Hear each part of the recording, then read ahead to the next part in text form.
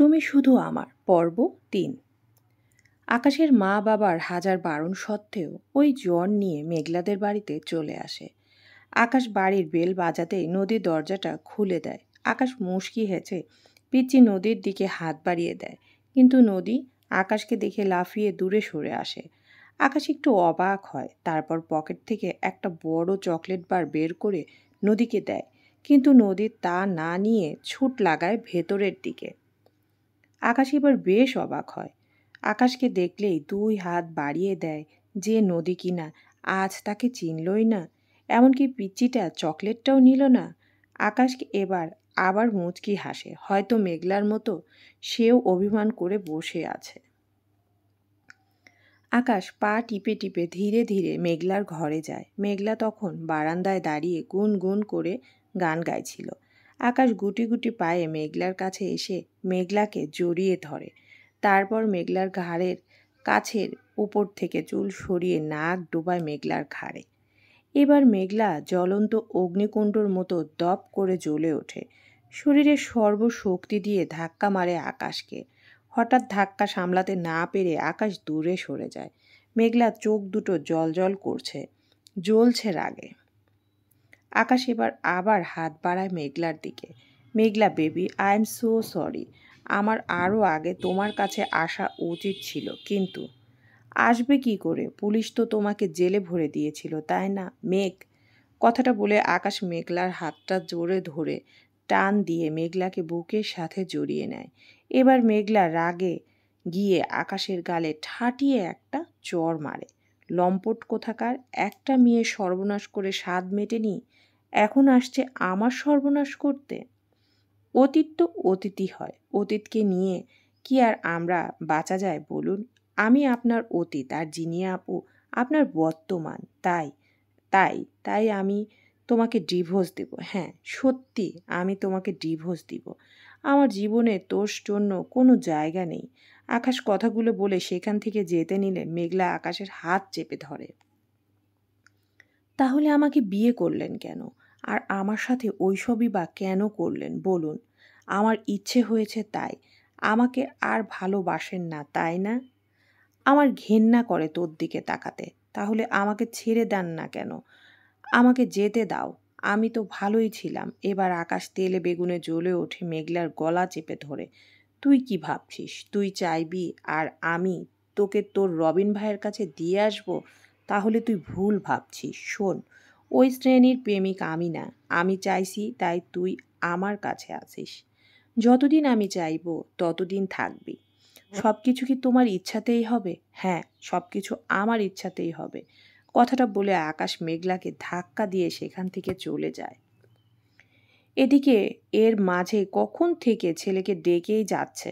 আকাশ সিঁড়ি বেয়ে নিচে নামতেই দেখে বড় ভাবি আর মা, বড় ভাই একটি মেয়েকে ঘিরে নিয়ে বসে আছে। দূর থেকে মেয়েটিকে কেমন যেন আকাশের খুব চেনা চেনা লাগছিল। তবে যেহেতু মেয়েটি উল্টো দিক মুখ করে বসেছিল, তাই ঠিক বুঝতে পারছিল না। আকাশ একটু এগিয়ে যেতেই আকাশের মা আকাশকে ডাক দেয়, বাবু তোকেই তো ডাকছিলাম, একটু তাড়াতাড়ি আসতে পারতি তো। মেয়েটা কখন থেকে তোর জন্য অপেক্ষা করছে। শুনতে পেয়েছি, কেন ডাকছিলে? আমি বলছি বলো, অপেক্ষা করছো কেন? তোমার জন্য সারপ্রাইজ আছে। সারপ্রাইজ মানে? কথাগুলো বলেই আকাশ এগিয়ে যেতে মেয়েটি উঠে দাঁড়ায়। আকাশ হা করে তাকিয়ে আছে মেয়েটির দিকে। স্ট্রেট লেডিস জিন্স আর ফুল হাতা লেডিস শার্ট পরে আছে মেয়েটি। চুলটা পনিটেল করে বাঁধা, ডান হাতে একটা গর্জিয়াস লেডিস ওয়াচ পরা। মেয়েটির গায়ে কড়া পারফিউম দেওয়া। পারফিউমের গন্ধটা আকাশের খুব চেনা।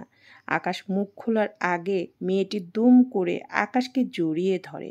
ঠিক জড়িয়ে ধরে না, বলতে গেলে জাপটে ধরে। রহিমা বেগমের চোখ তো কপালে উঠে যায়।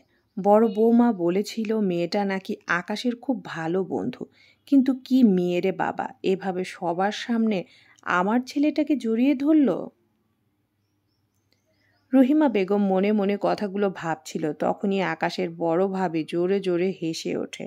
জিনিয়া, হয়েছে হয়েছে, এবার ছাড় আকাশকে। জিনিয়া এবার আরও শক্ত করে জড়িয়ে নেয়। আকাশের বড় ভাবি একগাল হেসে আকাশের দিকে তাকিয়ে জবাব দেয়, ও জিনিয়া, সম্পর্কে আমার চাচাতো বোন।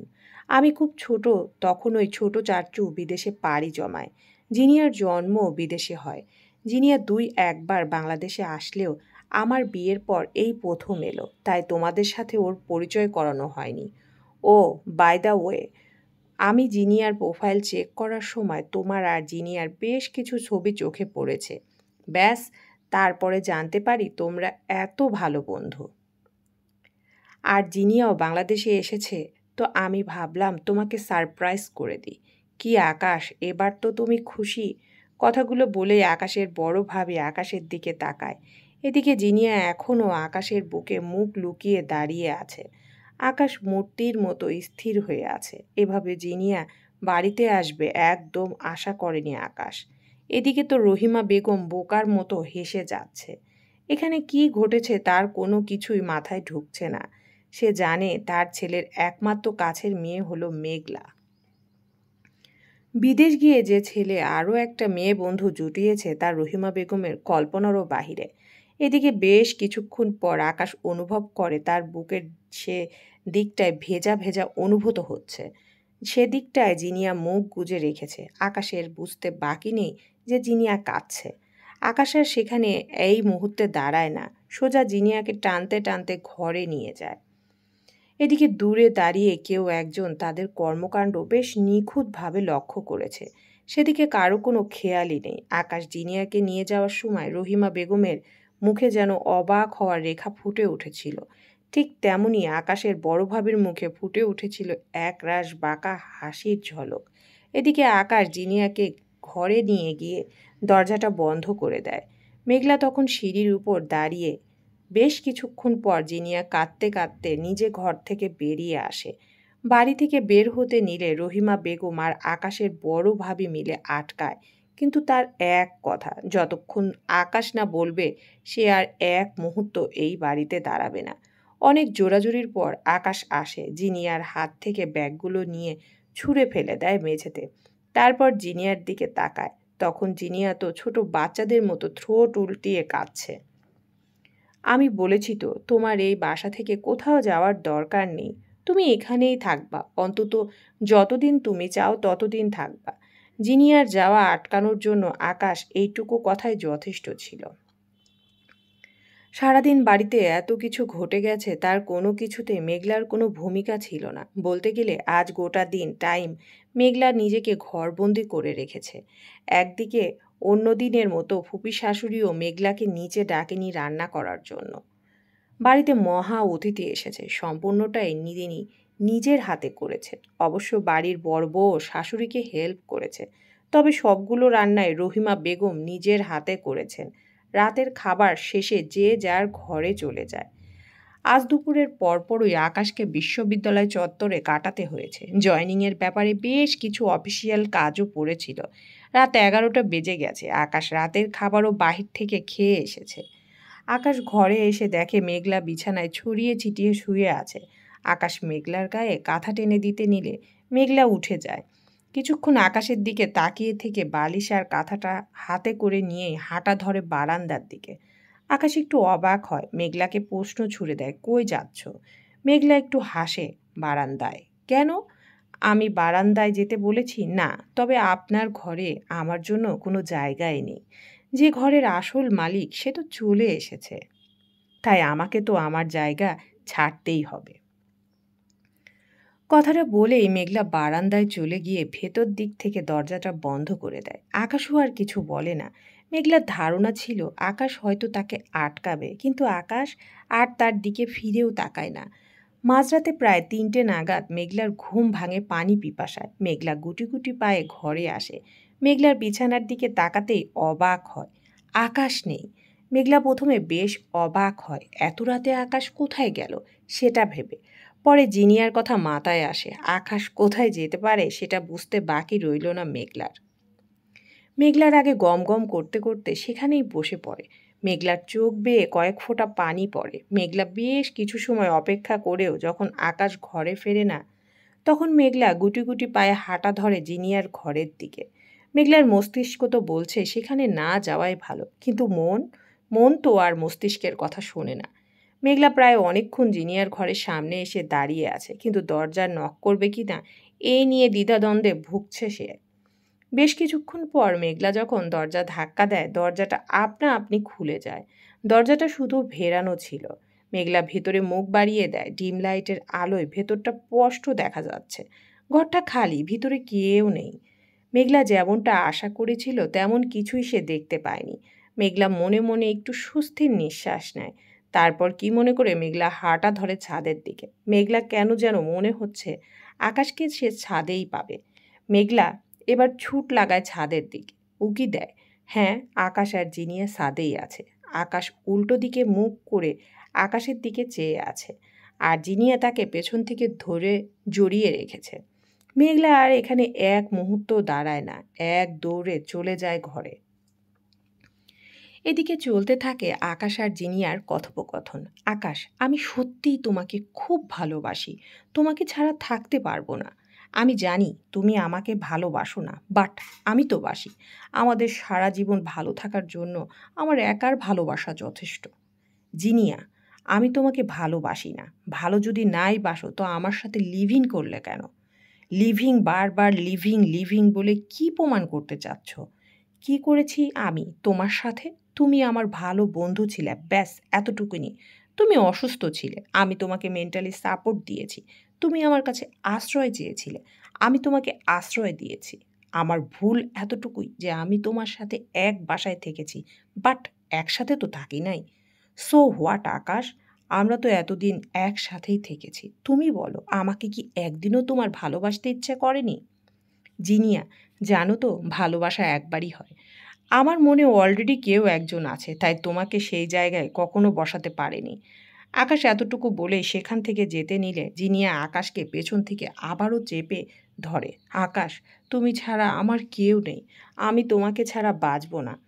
জিনিয়া, অনেক রাত হয়ে গেছে, ঘরে যাও আর ঘুমিয়ে পড়ো। তোমার দায়িত্ব আমি নিয়েছি, তাই তোমার যতটুকুর জন্য করা সম্ভব আমি করব। তবে সেটা তুমি যতদিন চাও আমার বাসায় থাকতে পারো, আমি তোমাকে যেতে বলবো না। এবার আর আকাশ এক মুহূর্ত সেখানে দাঁড়ায় না, দ্রুত গতিতে বেরিয়ে আসে সেখান থেকে। এদিকে মেঘলা এসে বারান্দায় হাঁটু গেড়ে বসে আছে। সে সিদ্ধান্ত নিয়েছে আর এখানে একদিনও থাকবে না। কাল ভোরবেলাতেই বেরিয়ে যাবে মায়ের কাছে। চোখের সামনে মানুষগুলোকে পাল্টে যেতে দেখে আর থাকতে পারছে না। সে কারোর পায়ের আওয়াজ শুনতে পায়। মেঘলা আবারও ঘুমের ভান করে বিছানায় শুয়ে পড়ে। আকাশ ঘরে এসে ধীর পায়ে এগিয়ে যায় মেঘলার দিকে। মেঘলা তখন ঘুমের ভান করে শুয়ে আছে। আকাশ মেঘলার কাছে গিয়ে মেঘলাকে কোলে তুলে নেয়। তারপর ওকে এনে বিছানায় শুইয়ে দেয়।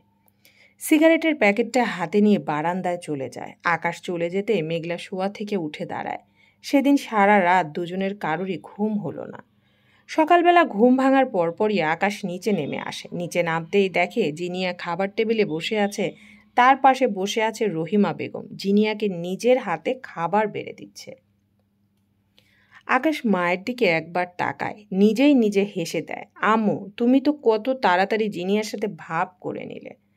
আকাশ ওদিকে আর না এগিয়ে রান্নাঘরের দিকে যায়। অন্যদিনের মতো আজকে কফি হাতে ঘুম ভাঙায়নি মেঘলা। আকাশ মেঘলাকে খোঁজার জন্য রান্নাঘরে উকি দেয়, নেই মেঘলা।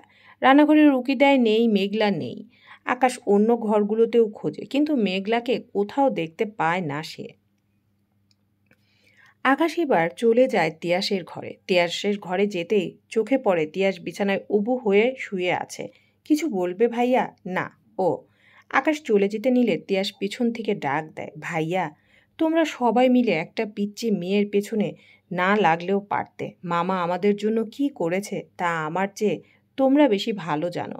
আজ মামা অসহায় বলে মেয়েটাকে এভাবে কষ্ট দিয়ে নাও পারতে।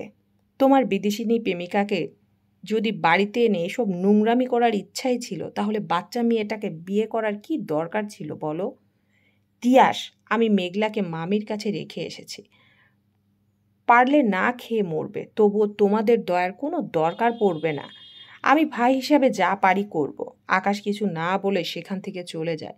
গোটা পৃথিবী যখন ভুল বোঝে তাদেরকে বোঝানো যায়, চাইলে নিজেকেও ঠিকও প্রমাণ করা যায়, কিন্তু কাছের মানুষগুলো যখন ভুল বোঝে তাদের কাছে নিজেকে প্রমাণ করার ইচ্ছেটাও শেষ হয়ে যায়। আকাশেরও তাই হয়েছে।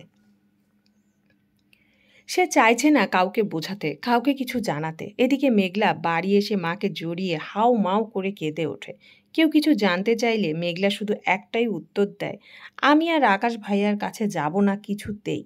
মেঘলার দাদি জবাব দেয়, "মাইয়া, তোর কপাল মেলা ভালা। আমার নাতির মতো ভালো ছেলে পাইছোস। আর অমন সোনার টুকরা জামাইরে মানুষ মাথায় তুলে রাখে। আর তুই তারে পায়ে ঠেলা দিতেছোস? কি ভাবছোস নিজেরে? এরকম পোলা তুই জীবনে পাইতি? অনেক ভালো কপাল কইরা আমার আকাশের মতো জামাই পাইছোস।